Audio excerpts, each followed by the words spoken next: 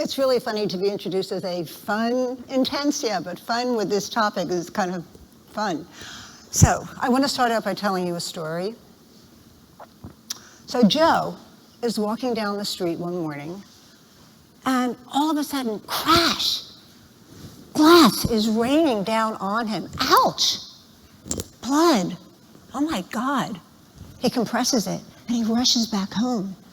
And by the time he gets home, the blood is dry, and the pain in his head is subsiding, still a little bit there, but enough that he forgets it. I mean, he's tough, you know, he forgets about it for 25 years.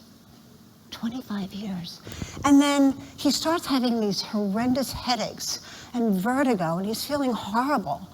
And he can't walk. He has to go to the doctor. And so he goes to the doctor, and the doctor examines him, and he brings him back into his office, and he says, "So, Joe, when did it happen?" "When did what happen?" "When did you get shot?" He says, "Shot?" He says, "Joe, you have a bullet in your head."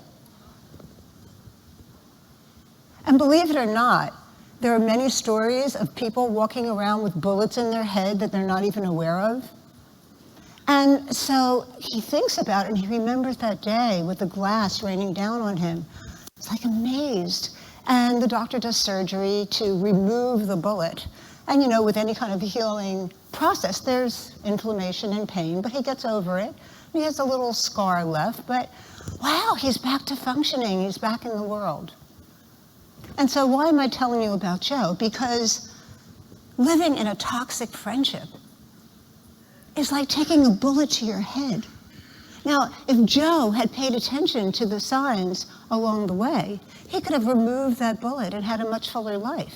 And it's the same thing with toxic friendships. If you know the signs along the way, you can intervene earlier and not have to suffer from the results of being in a bad relationship. And how do I know this? Well, because I goofed. I was in a crazy relationship, and relationships are so important to us. Friendships are so important.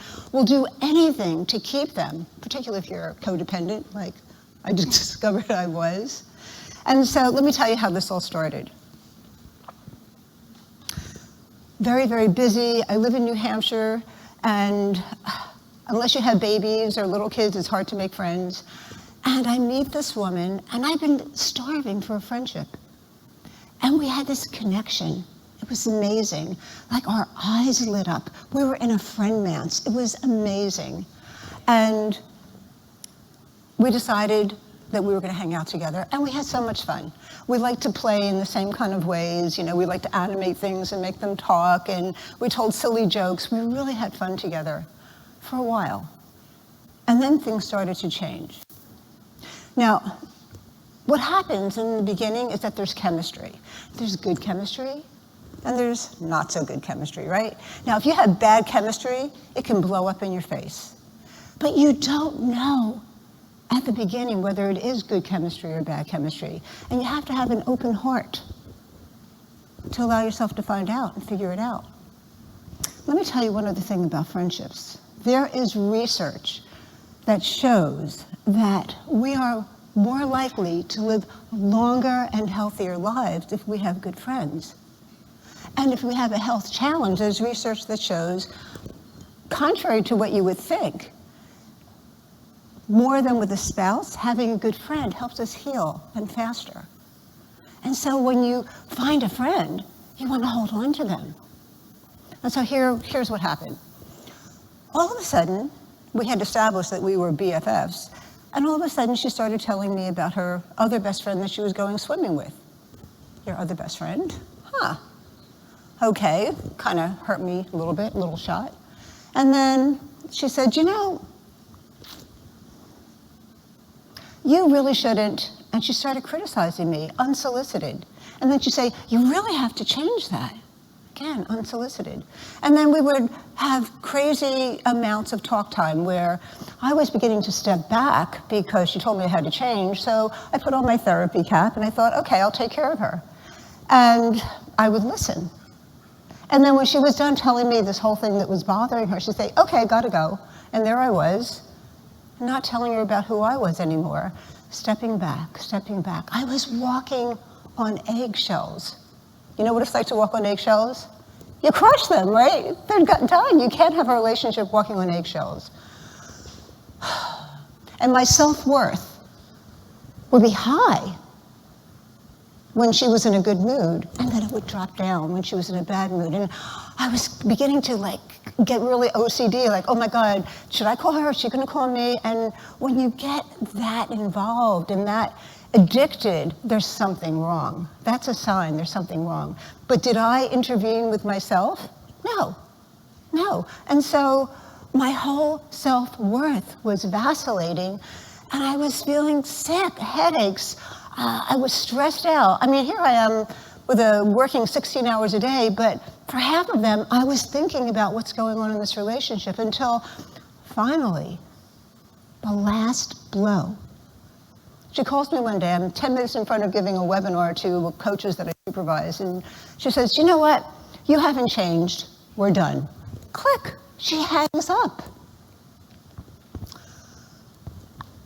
Like, what? And I start texting her, I have to go into the supervision, texting her, no answer.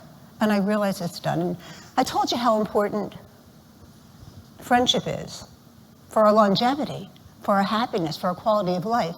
Do you realize there are no programs that teach you how to be a friend counselor or a friend therapist? There's marriage therapy, there's family therapy, there's individual therapy, there's executive leadership coaching. But friendship, which is so important, there's no program for that. Like, how crazy is that? And so I ran that webinar kind of like robotically, and I said, what am I gonna do? If you say, oh, my friend just dumped me, you know what people will say to you? It's just a friend, get over it.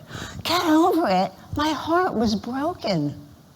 I go, okay, what would I do? What would I do for someone coming to me? First thing I would do is I'd say, let yourself feel what you feel. You don't want to take it in and hold on to it so it becomes a boil that's going to burst on you. And, you know, we make ourselves sick with sadness, right, and anger. So I was going up and down the stairs, going up and down the stairs, going up and down the stairs. And I was screaming. I was so angry and outraged. And then I was crying. Like, how did this happen? She's my best friend. And at one point, I was so upset, I just sat down. I collapsed onto the stair and I sobbed. And then I said to myself, you know, she's a poopy head. Well, yeah. I was a poopy head too. You gotta figure this out so this doesn't happen again. And I did the one thing I do well, I started writing. I figured if I put my feelings down and my thoughts down about it, I'd begin to figure it out. And as I did that, things became clearer and clearer, and I started seeing how I contributed. And then one morning, I got up, I'm getting ready to go out, and I looked in the mirror, and I said, you know what? I'm gonna be your best friend. And the other me, looking back at me, went, really? And I said, yeah, what do you want to do today? And I started doing things with myself that I wanted to do with a friend, with my best friend. And so me would do things. We were painting, we went for walks, we went out to dinner, we went to the movies. We were having fun, me and me. And as I was giving to myself in this way, I felt better and better about myself, loved myself more. And the weirdest thing happened is I was loving myself more. Other people were coming to me. I was my own best friend, and therefore I had plenty of other love for other people. It wasn't desperate with one person. It was the most amazing thing, and now I have tons of friends, and they're all wonderful, and there's no desperation. And so,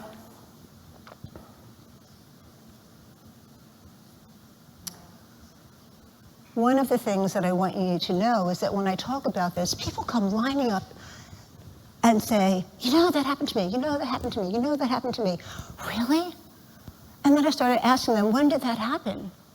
10 years ago, 20 years ago, 30 years ago? They still have the bullet in their head that they haven't extracted?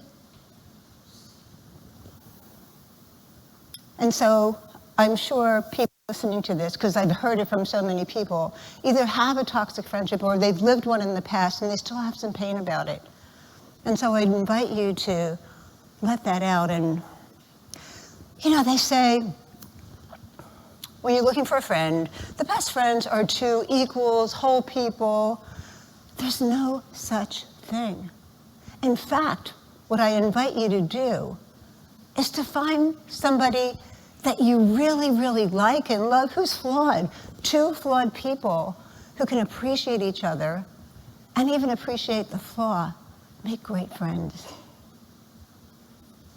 And so a really good friend is a good egg that's slightly cracked.